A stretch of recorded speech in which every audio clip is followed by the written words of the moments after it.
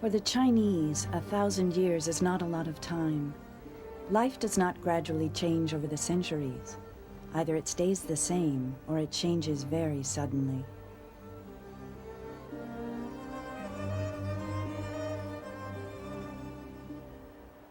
History shows us that a people's way of life, the nature of their diet, their environment, and ultimately their diseases and deaths, evolves in the same manner as their country's political character.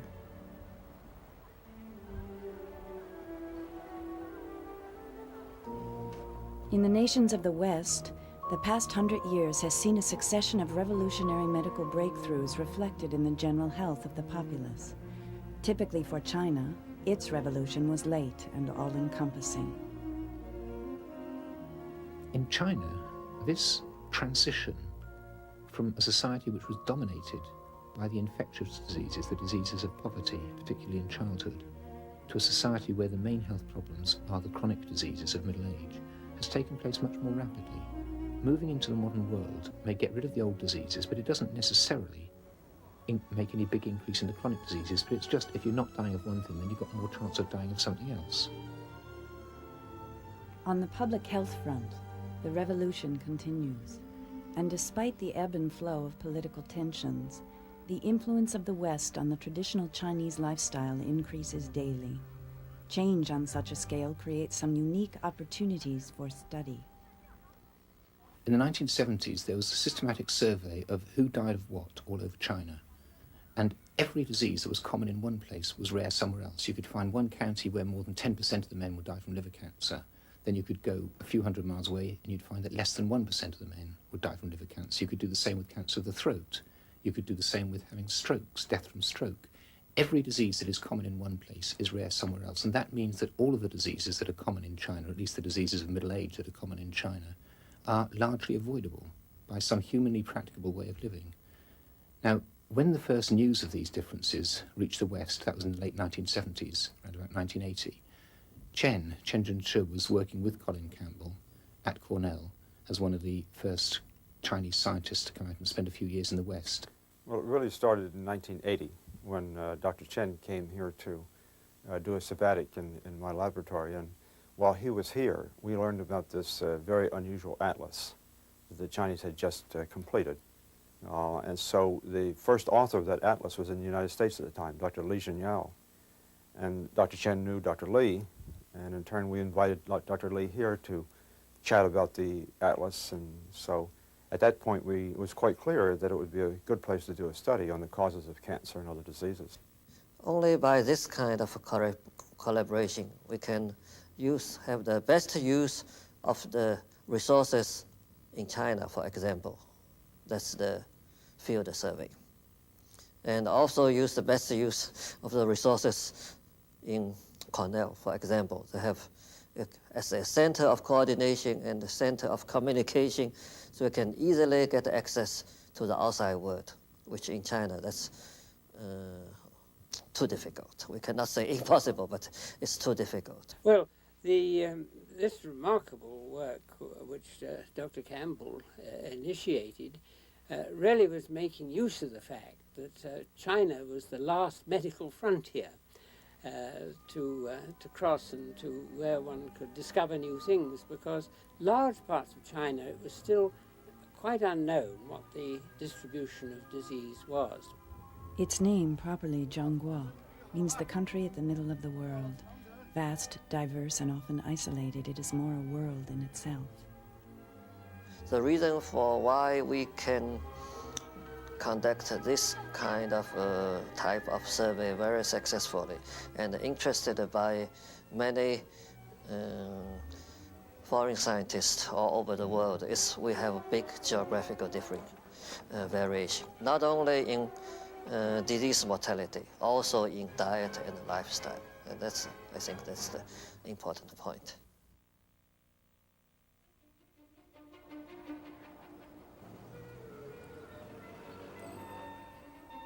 Nowhere is the blend of modern and traditional ways of life more apparent than on the streets of Beijing.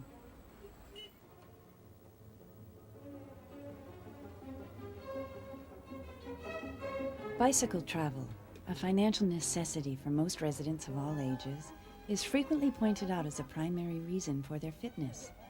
But the main streets of the capital are wide enough for less genteel vehicles, and the skyline, with its proliferation of apartment buildings, is taking on the look of a decidedly Occidental city, if one from an earlier decade.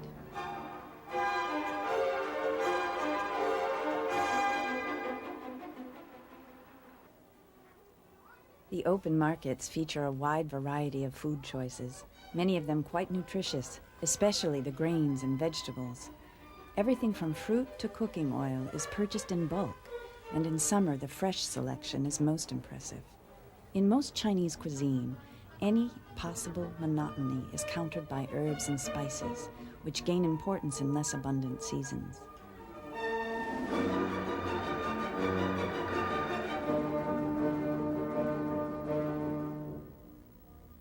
Beijing, after all, means North Capital.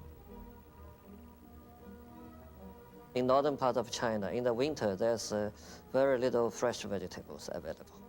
But in Shanghai, there are all year round, you can have green vegetables.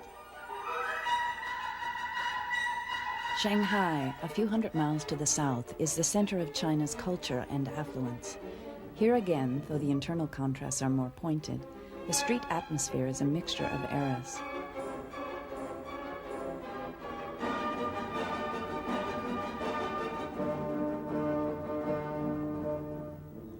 Shanghai's wealth stems from its importance as a seaport.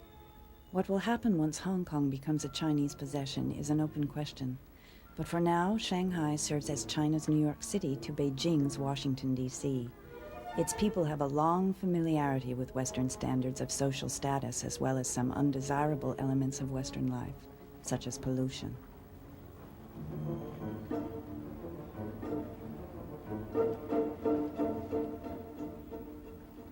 Nonetheless, traditional activities abound. Any morning, in any weather, in any park, there is Tai Chi.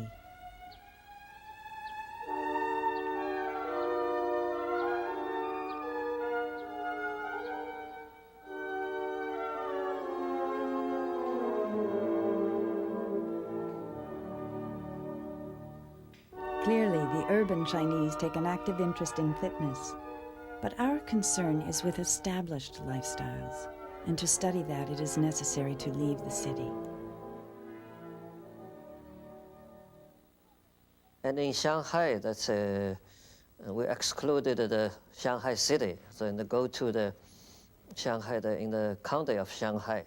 We want to find out what kind of diet and lifestyle characteristics are related to disease mortality.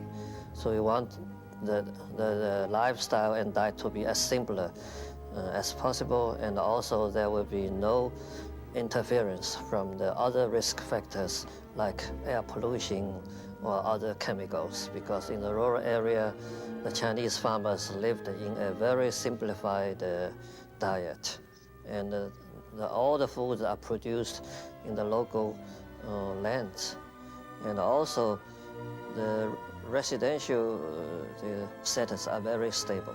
They don't move mostly. So 90 to 94% of our survey subjects were born in the county where now they live, and they're doing farm work, mostly not cereals and grains, mostly vegetables. And the vegetables, of course, has a much higher price than the rice. So their income is relatively high.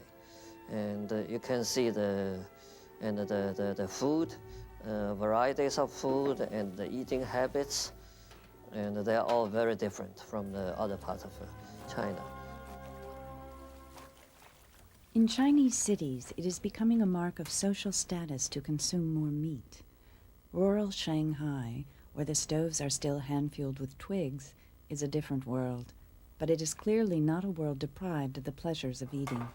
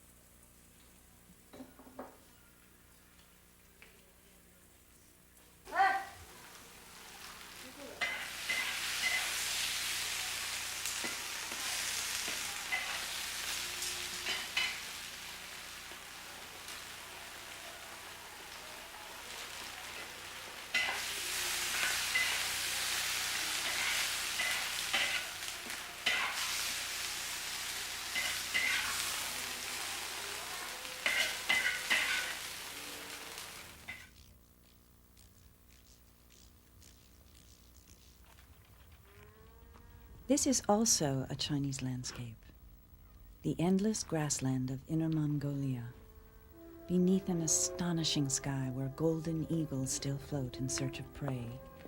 The Mongolian nomads choose to live much as they did in the time of Genghis Khan, almost 1,000 years ago. Every summer, each extended family leaves its winter home in the commune to live in the traditional Mongolian tents called yurts. And it is a life they choose, for they are among the wealthiest citizens of China. The source of that wealth also forms the center of their culture, their herds. In fact, pivotal to their entire lifestyle is the milk of horses.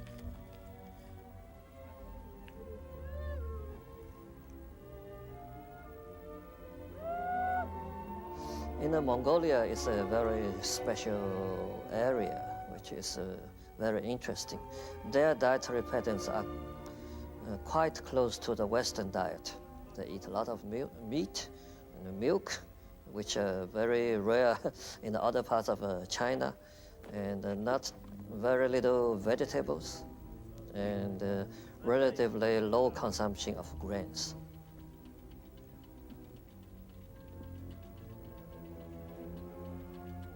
So in Inner Mongolia, you will see they have very special food, like the homemade cheese. I don't know whether you could call it real cheese or not. It's homemade and it's fermented. The fermented milk separates into roughly 3 layers. The middle and bottom are mashed and divided into so-called sweet cheese and whey, from which are derived a variety of cheese products, including milk liquor. These slices, which at this point look relatively appetizing, are due for a few days of sun-drying on the roof of the yurt.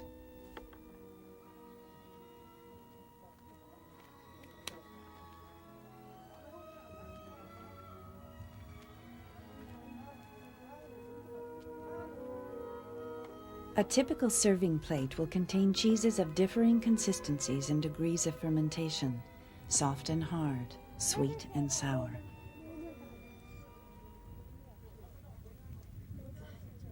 By the time the dried cheese is eaten, it will be hard enough to break a tooth.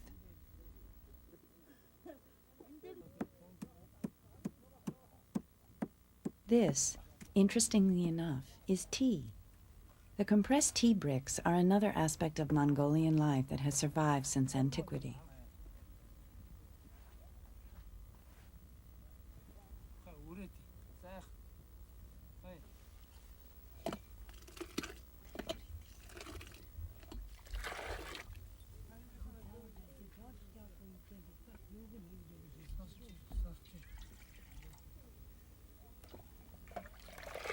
Milk tea is the nomad's basic beverage.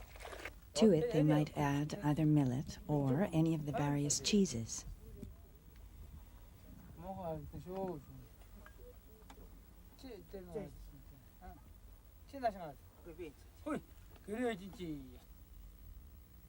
This is breakfast, and as exotic as it seems, it is closer nutritionally to, say, coffee and an omelet than to a typical breakfast in Beijing. Of course, their lifestyles are very different. They are on horses, not in cars, not on buses.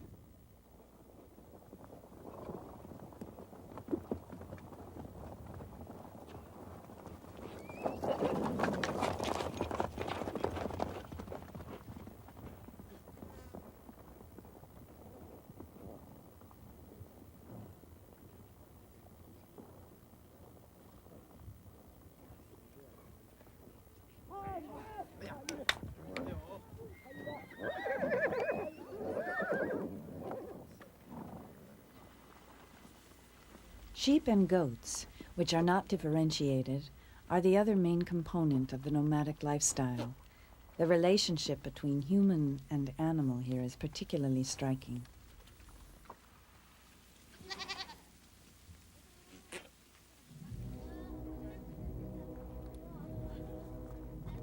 The slaughter of a sheep has a ritualistic quality that could almost be described as Mongolian kosher.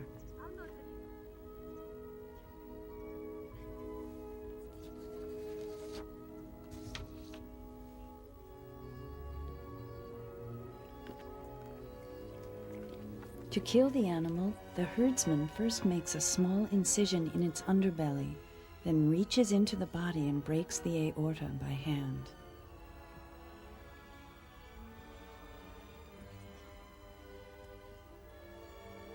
He waits as blood fills the cavity, for he will do nothing further until he is certain the sheep is dead.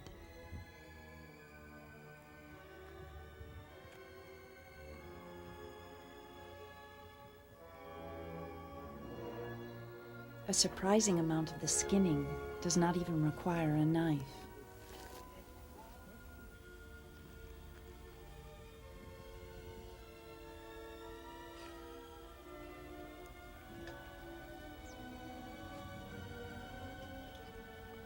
Once the skin is removed, the rest of the family becomes involved in the process.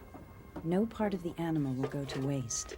What cannot be eaten will be put to another use. Every member of the family has a designated task, and each task is performed with skill and unmistakable pride.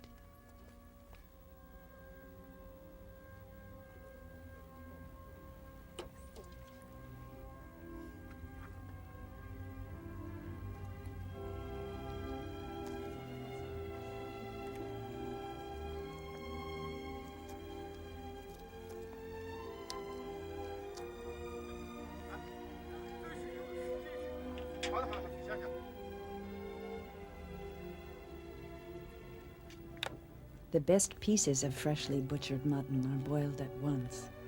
The fire is fueled by dried manure.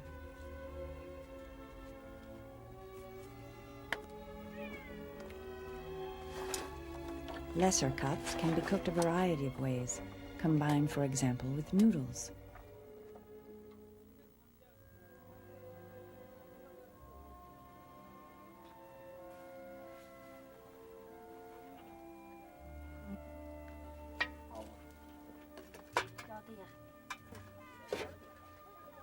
A dinner of meat this fresh may denote a special occasion, but mutton in some form is a part of the main meal almost every day. It is surprising to think that the lifestyle of a people who seem exotic even in their own country can have a bearing on our own. But it is just that uniqueness that makes the Mongols so important to the study.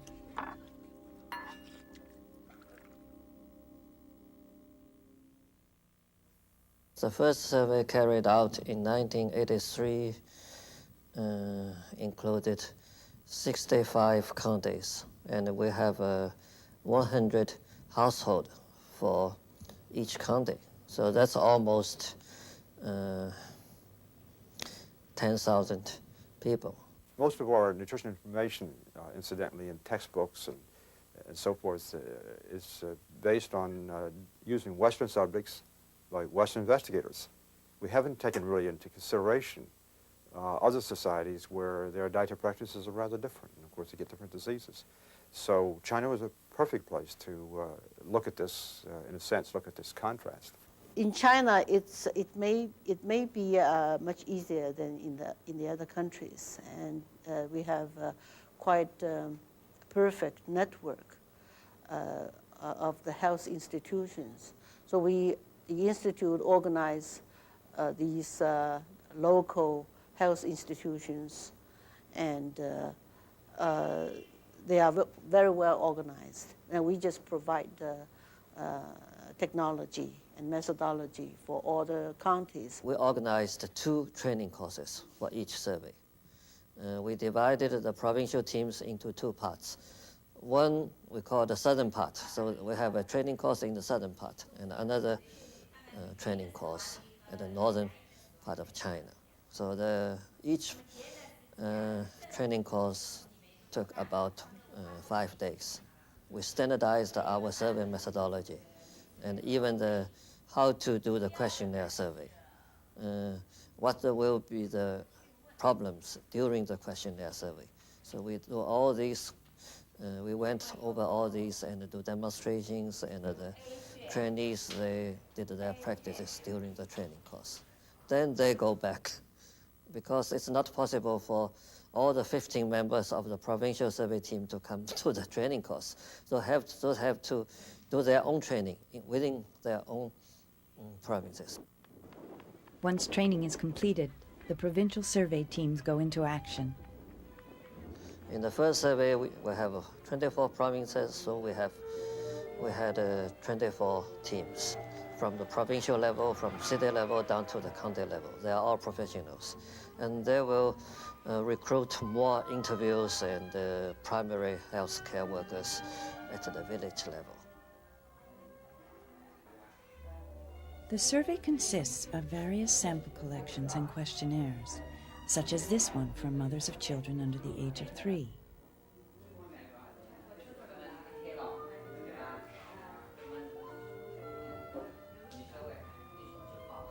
Two communes or villages have been targeted in each of the 65 selected counties. This site in rural Shanghai is easily accessible. Others are not.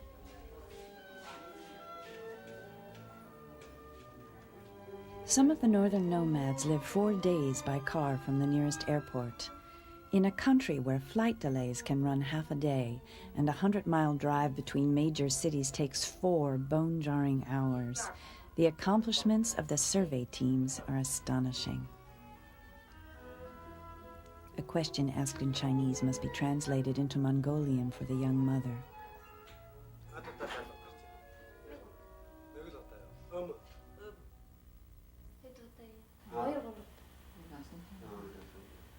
Timber. 母乳喂养到断奶的时候，你知道应该增加什么食物吗？知道还是不知道啊？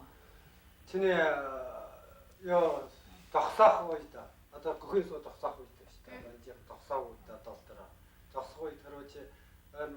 옛날 알았으면 저 작사 때문에 소 작사하고 뭐 못못 거니까. 못못 거나 그거 해.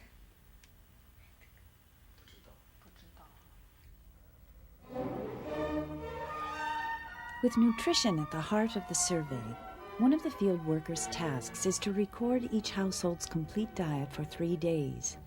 In the rural Shanghai village, this involves weighing and measuring a lot of locally produced agricultural products.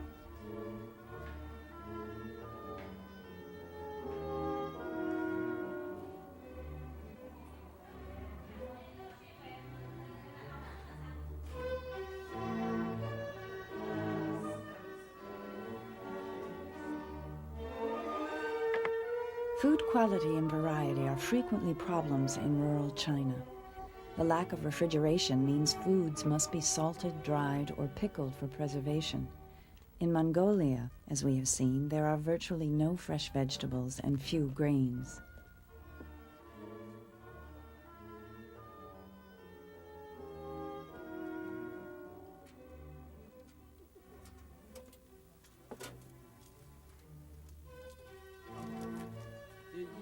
The survey team not only records the food, but also collects samples. An assortment of Mongolian cheeses, millet, and other fare will be shipped to overseas labs and checked for fiber content and possible toxic components such as heavy metals and pesticides. Important as it is, food is only one of the lifestyle factors under consideration.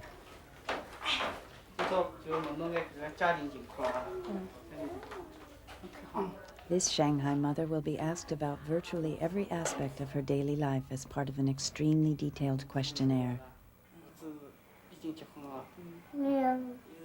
For each household in the study, the survey team collects information about the home and every person living in it. Every question has a purpose. Nothing is overlooked.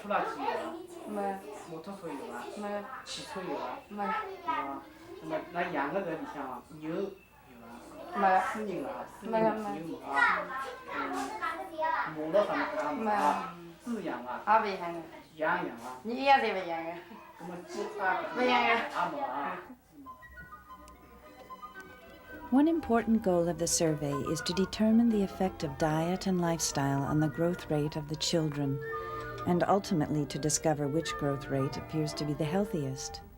This diverse set of ages, weights, and heights is recorded in every selected village to an equally wide range of reactions.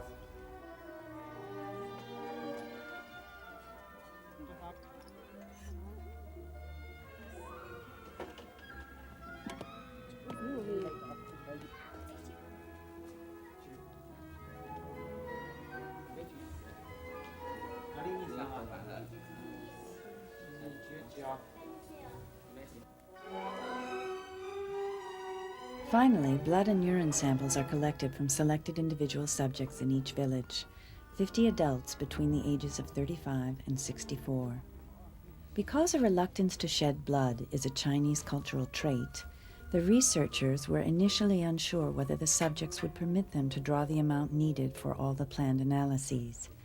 Indeed, many of the subjects had never given blood before. It appears likely that the remarkable skills of the individual medical teams were a major factor in overcoming objections. In locations from which the blood cannot be quickly transported to a lab, the plasma is separated on site in generator-powered centrifuges.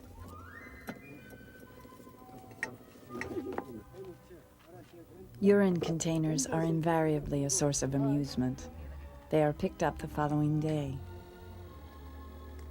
All these field works were finished within 3 to 4 months in both surveys. That's from September to December. And after they finished all the work, they do some preliminary processing of the blood and the urine samples in the field, in the county lab, and they frozen it and send it directly to Beijing. Laboratory tests begin at the Academy of Preventive Medicine.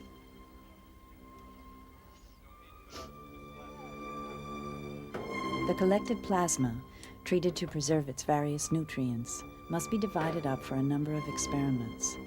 The plasma of the 25 men and 25 women in each village is first pooled according to sex. Then each of the 2 large pools is separated in varying proportions into 11 test tubes, from which some 60 items of information will ultimately be derived for that village. This pooling scheme, a rather novel approach, permits a great range of statistical applications.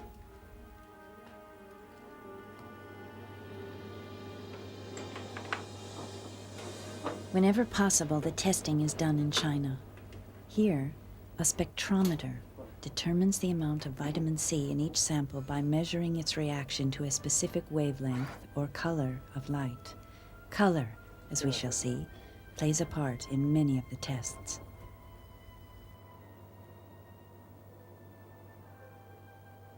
This spectrometer is clearly of Western origin and testifies to the international nature of the entire study. To measure vitamins A and E and beta-carotene, Dr. Wang Guanya uses a procedure she developed and perfected with colleagues at Cornell during a visit to the university in 1984. Here in Dr. Campbell's laboratory is the twin of Dr. Wang's machine in Beijing, a high-performance liquid chromatograph, or HPLC. It is, as its name implies, a high-tech piece of lab equipment based on detecting colors and can be used at Cornell to analyze blood samples shipped from China.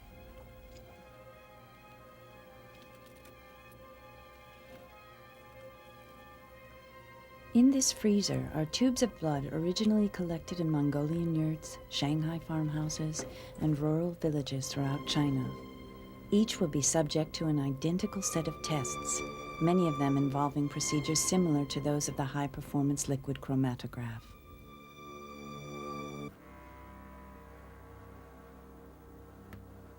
Consider the gas chromatograph used to measure fat content. The fatty acids have already been removed, dried, and suspended in a known amount of solvent. But to actually measure them, the solvent must be injected into the chromatograph.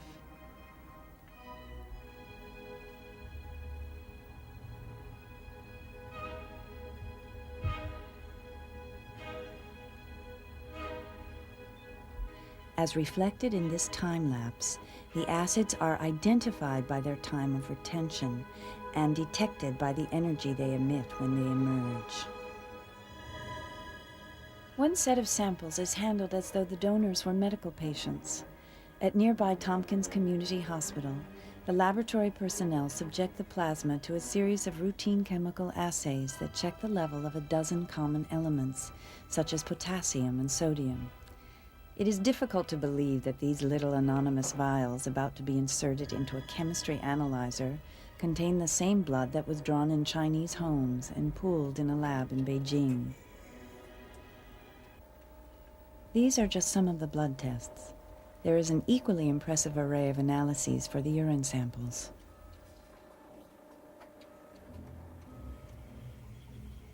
In contrast to all this sophisticated technology are the fiber measurements performed manually on the grain and vegetable samples. In developing a procedure that has become the standard in its field, Dr. Peter van Soest adapted some equipment owned by Cornell since the late 1800s. The food samples are mixed with acid and a special detergent and boiled for an hour to remove all soluble components. The mixture is then filtered and rinsed with water. From this point on, various components can be measured in the residue at each phase in the process. By the next day, the samples have dried out thoroughly, at which time they are weighed. After weighing, they will be treated with permanganate in order to obtain their levels of lignin and cellulose. Variations of this procedure can determine the amounts of a dozen specific components. And of course, it is only one of the many tests performed on the 600 food samples collected from every Chinese county participating in the survey. The responses to the study's myriad questions must be entered into a database. In Beijing, for example, raw data from the household questionnaires are first input at the Academy of Preventive Medicine's Computer and Statistics Department under the supervision of Dr. Wang Gonghao. Altogether, some 285 items of information, ranging from biochemical indicators to smoking and drinking habits, are recorded and sent to the ICRF Cancer Studies Unit at the University of Oxford. Here, where the expertise in statistics and data analysis is unsurpassed anywhere in the world, the survey results are forged into a comprehensive portrait of life in rural China. It's not, in a sense, an epidemiological study. It's the first step towards an epidemiological study. You can't really talk sense about a country until you know something about the patterns of death, the way they vary, and the patterns of lifestyle and the way they vary. Then you can answer some more structured questions. The cause of death component of the study began with the Atlas, published by the Chinese Academy of Medical Sciences and the Chinese Cancer Institute. The statue representing cancer vanquished recalls the woman whom Premier Zhou Enlai, himself a victim of the disease, personally asked to be the Institute's first director, Madame Li Bing. Dr. Li mobilized 650,000 workers in the dark days of the Cultural Revolution, laying the groundwork for many of the studies that followed. That in China is no any only clinical work in China for about the cancer. We put much attention to how to get the reliable or completely information for the cause of death, and using a new classification system, use international classification of disease. In the case, much detail compared with the before. Information gleaned from the thousands of death certificates in Dr. Li Junyao's ongoing study becomes part of the Oxford database, there to be subject to the vigorous scrutiny of Dr. Jillian Borum. Working with technicians Feng Zulin in China and Linda Youngman in the United States, Dr. Borum cross-checks and plots the mortality information along with the diet and lifestyle data, then formats all the survey's results for publication, initially by the University of Oxford Press. For the Chinese, the resulting monograph represents 600 person-years of professional labor supported by their own government. It locates and quantifies 82 diseases, 135 biochemical attributes of blood and urine, and 150 aspects of lifestyle, all expressed in 366 maps. We are very much interested in this project because the preliminary analysis of the data by Dr. Campbell and his colleagues at Cornell tells us we are really in the period of disease transition. So we still have to facing a big problem of infectious disease and parasitic diseases. But now we are facing another problem. That's the diseases of affluence, so-called, and that's the cancer, heart disease, diabetes. If you look at the disease for the rich, then nutrition will be playing more important role in the prevention of disease of the rich. It's based on the lessons, experiences from the foreign countries. In Oxford, quite near to the university, is a typically English market showcasing an impressive array of Britain's favourite foods. We in the West regard heart attacks as just a sort of normal thing. It's what happens when you get middle-aged. You have a heart attack, and I mean, maybe you could do something about it, but anyway, it's normal for the heart to degenerate. At least that's how we think about it, and it's not normal. And it's the Chinese experience that shows that it's not normal. In most parts of China, not up in the Mongol areas in the north, but in the Han areas in the south, people eat almost nothing from animals. It's almost all plant-based diet. The stuff you get in Chinese restaurants in the West is nothing like the stuff Chinese peasants eat. That's Chinese court food, not Chinese peasant food.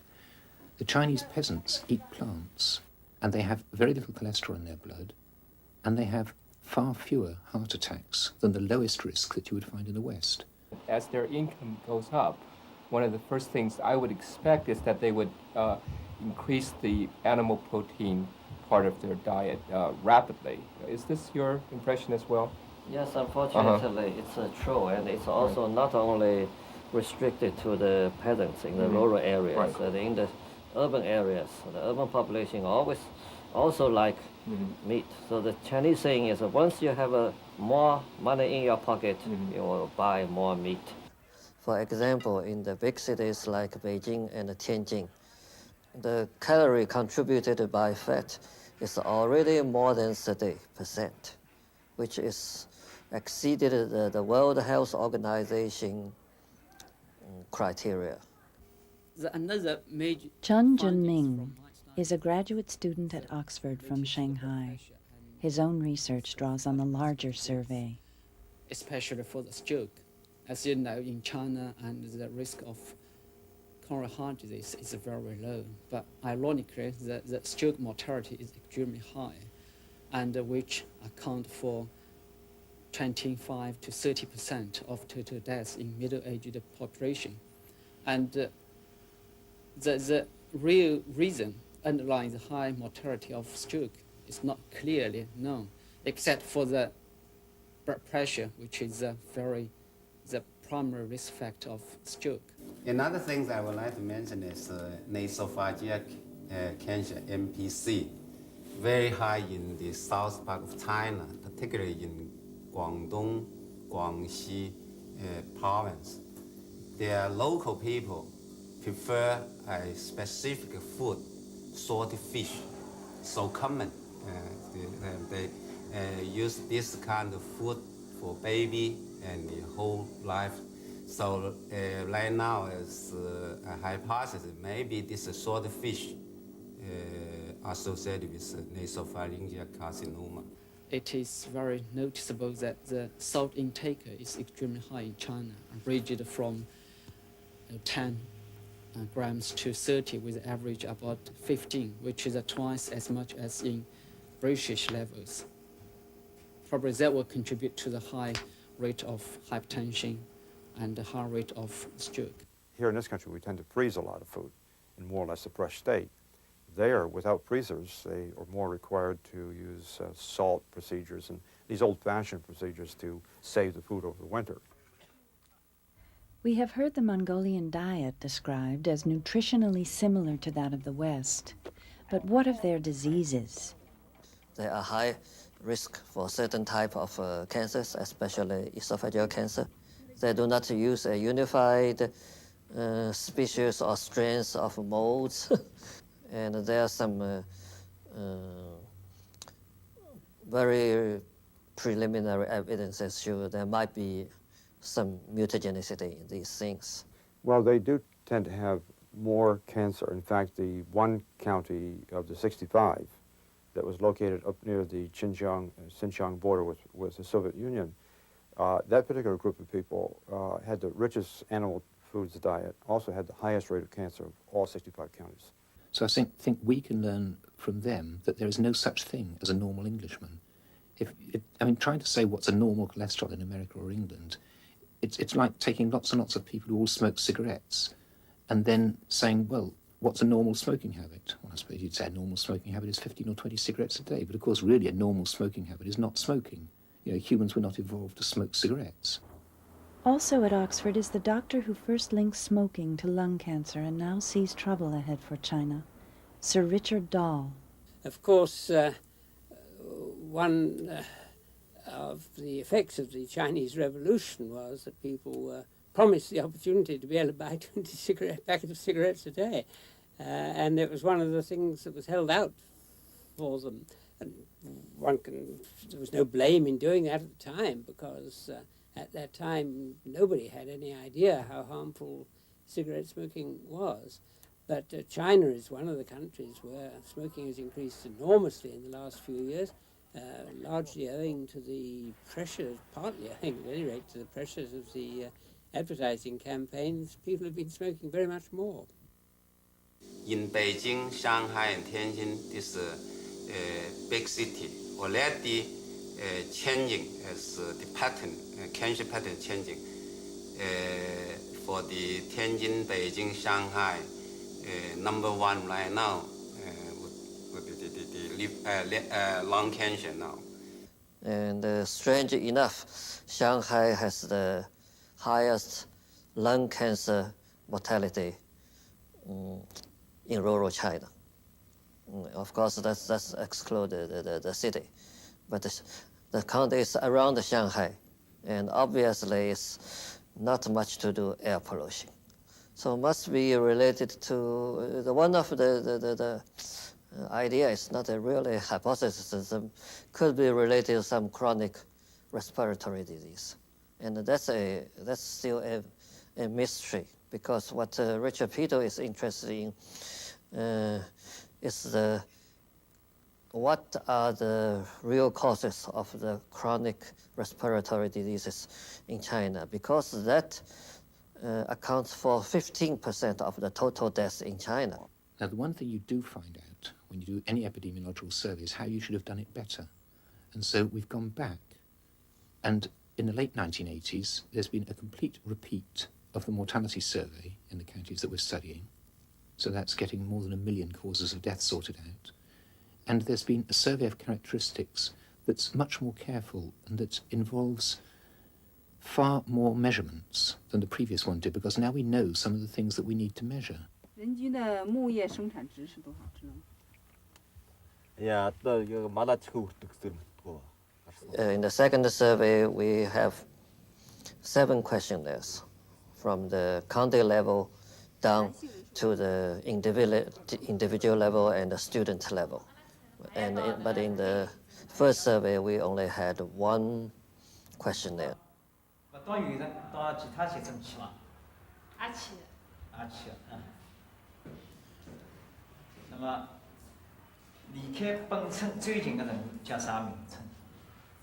最近的城市嘛，就上海市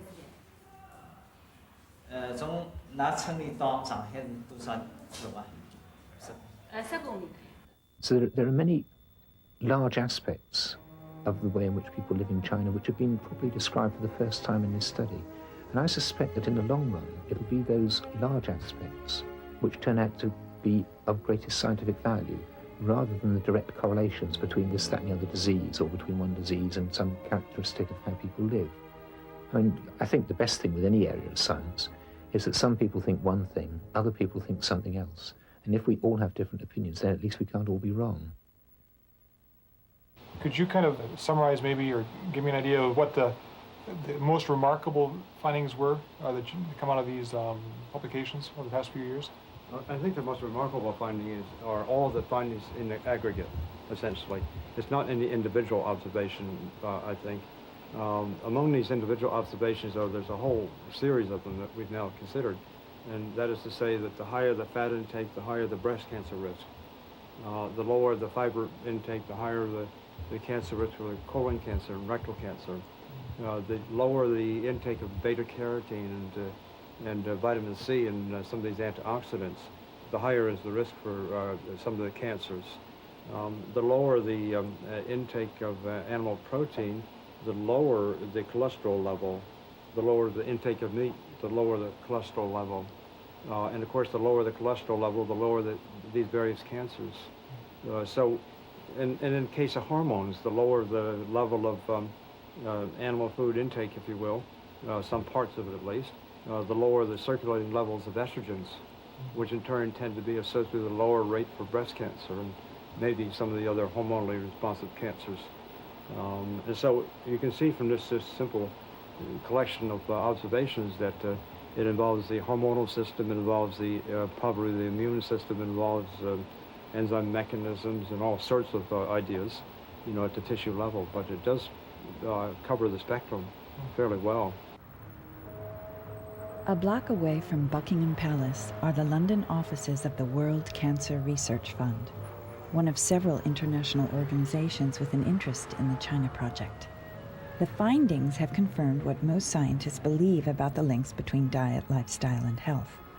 The next step, getting the message to the public, is at least as big a challenge. Good eating habits cannot be legislated. The American Cancer Society, for example, for the last 20, 30 years has been launching heavy campaigns against smoking, and only in the last 5 to 10 years have people really, the educated were first affected, and then it started to become a stigma. If you smoked, you then went to the back of the bus. And I feel like that this is going to evolve in a similar way. I think the major difference between the dietary messages and the smoking message is that the smoking message is very clear. I mean, everybody knows that smoking causes lung cancer and various other diseases. It's very well established. Whereas now the general public has got the impression that nutritionists in the medical world are undecided about the role of different factors of diet in disease, and that one week they come up with one idea, the next week it's another idea. The story seems to be fairly consistent based on our data. I mean, it definitely, the conclusion points towards a plant-based diet for optimal health. And I think that is one of the major findings that perhaps we should emphasize over here and expand on, perhaps in relation to breast cancer or colon cancer. Up until the 60s and 70s, the main emphasis was increasing protein and deficiency of protein. And although the ideas have changed in the developed countries now, in the developing countries, there's still this emphasis that people feel that they should be increasing their protein intakes. I think it's so still there's a lag. As a vegetarian, the commonest question I get asked by other people about vegetarianism is, how do you get enough protein? Yes. And although that's been out of date in nutritional terms for about 20 years. Now we're getting the impression that the fastest rate of growth of children may not, in fact, be the best rate of growth. The time when sexual maturity occurs in China is between 15 and 19 years of age. If one grows a little more slowly, but yet still has a good diet, good food, and a varied diet in the sense of having lots of different kinds of plant foods, the evidence suggests that the ultimate body size of these people are going to be about the same. And in fact, athletically speaking, a person is better off on this lighter fare, the more plant foods. The China study is impressive and fascinating for a number of reasons, and one is that it's looking at diet, lifestyle, and mortality as a whole. Yes. Now, the dietary guidelines that we're used to and young people have grown up with are dietary guidelines that were devised originally in Europe and Australasia and America more or less at the same time to try to reduce premature suffering and death from heart attacks. Right. And for reasons that seemed plausible at the time, that on the whole seemed to hold up. in the case of coronary heart disease. The focus is on fat, and the focus is negative. So it's eat less, and eat less fat and saturated fat. And as far as we can all see, that message is correct. However, the shift, and I think the shift has come with consideration of other diseases, whether that's other killer diseases like cancer, or diseases that are disagreeable like obesity, constipation, tooth decay, or diseases that are disabling without being killers like diabetes. The message now is broader, and the broad consensus of scientific message has actually shifted the whole paradigm towards a positive message, so that the message now more and more, and I think this has been led by a lot of the work that's come out in cancer research, is not eat less fat and saturated fat, although that message still is there. But that's really the minor key message. The major message is eat more vegetables and fruit. And I think if the scientific community chooses to rally around that message because they're convinced that it's soundly based in science, that's a message which is good news potentially for industry and good news for us all, because I think broadly, as a matter of common sense, we prefer to hear a message that encourages us to do more of something than a message that is discouraging us and is telling us to do less of something. We could not prevent people from death. That's not our goal. It's to prevent the death, the premature death, before the old age. The project continues.